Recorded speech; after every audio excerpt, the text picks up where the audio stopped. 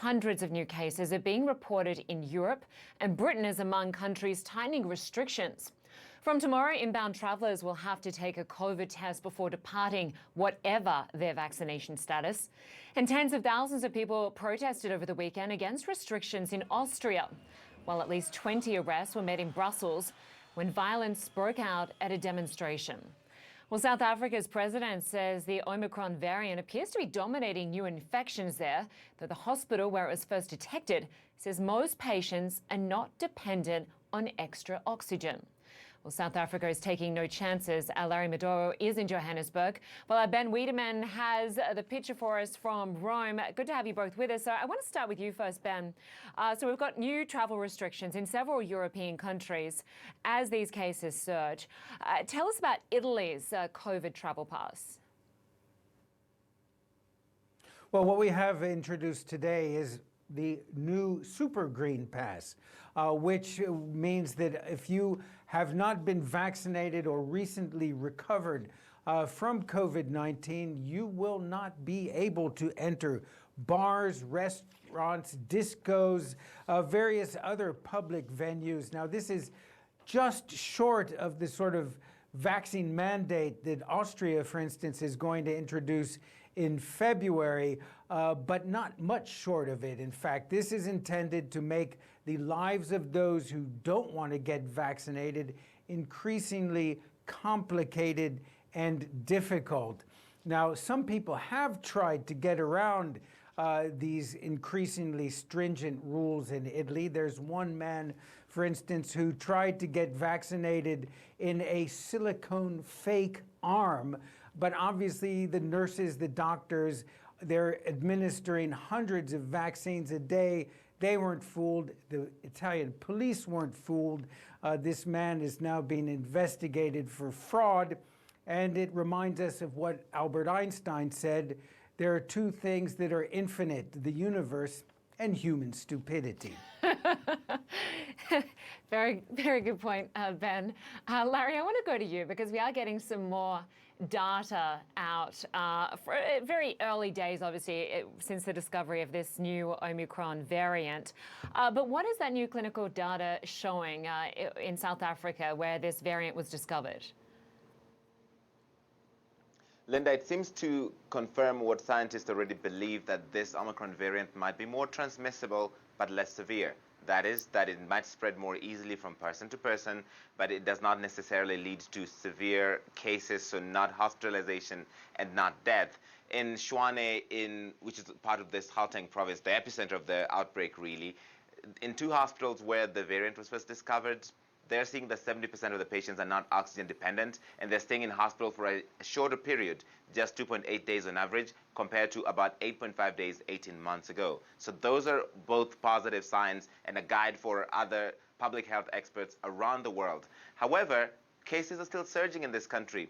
In the last 24 hours, 26.4% of tests turned out positive, and that compared to 2 weeks ago, where the positivity rate in South Africa was just 2%. So that's how quickly it has risen. Here's how one expert explained that to CNN. What we have found is that the Omicron variant is doubling faster than any of the three previous waves. What we have is that in Omicron, over the first 7 days, the doubling time is 1.5 days. In other words, the epidemic is getting there are twice as many cases every day and a half. And that is why South Africa is encouraging people who are still not vaccinated, who are hesitant to get vaccinated, because that is one way to protect themselves. And the government is considering a vaccine mandate, making it mandatory to get vaccinated, to get public services, maybe even get on public transport. There's no decision on that yet. However, some major South African companies are going ahead and doing exactly that for their staff. The latest one is MTN, a major telco here, that it will require from January all employees to get a vaccination card or they will get fired. Similar companies of that size have done so, Old Mutual and Standard Bank, Discovery. It's a controversial topic here, but one way to try and drive up those numbers that are so badly needed to achieve herd immunity here, Linda. Yeah, certainly a controversial move, but we are seeing those mandates more and more in countries around the world.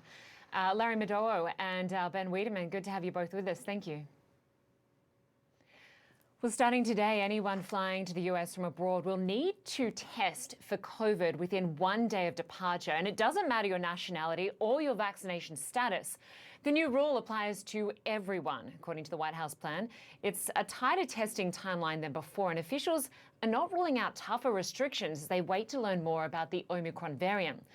Well, Pete Mundine is at Washington Dulles Airport and joins us now live. And Pete, so anyone flying into the US, no matter their vaccination status, now need a negative COVID test before they can board their flight. And does that apply to all ages? All ages, essentially anyone over the age of 2, and it also applies to those who are foreign nationals and U.S. citizens. You know, these rules just went into effect on the East Coast at midnight, so about 14 hours ago. So flights that are in the air right now are among the first that will have to jump through these new hoops. Passengers coming into the United States now need to get tested for coronavirus 1 day before their flight. And the CDC puts the example like this. If your flight is on a Monday, you need to get tested anytime on the day before, Sunday. So it's not a 24-hour rule, it is a 1-day rule. You also need to show proof of that negative coronavirus test to your airline. This is regardless of vaccination status. And the CDC said it really tightened this timeline. It was a 3-day requirement, now a 1-day requirement because of those new fears over the new Omicron variant. Airlines say they are going to comply with this. They are going to be checking those records, but they really push back on the efficacy of new travel restrictions. This is what United Airlines CEO Scott Kirby told me. And the reality is, Omicron is already out of South Africa. It's already escaped. It's on every continent. COVID is unique. COVID is endemic. We need to learn to live with it. But we're not going to learn to live with it by simply locking down and shutting borders. The right answer is to get everyone vaccinated. Another huge change to the federal transportation-wide mask mandate here in the United States was set to expire on January 18th. Now it has been extended by 2 months. The new expiration date, March 18th, 2022. That applies on all forms of public transportation, planes, trains, buses, boats, and also here in airport terminals, Linda. Wow. All right. Good to get up to speed on all of that, Pete Mundine. Thanks very much. Well, still to come tonight, hundreds of homes destroyed, thousands of people displaced. We're going to get the latest from Indonesia after the devastating eruption of Mount Semeru.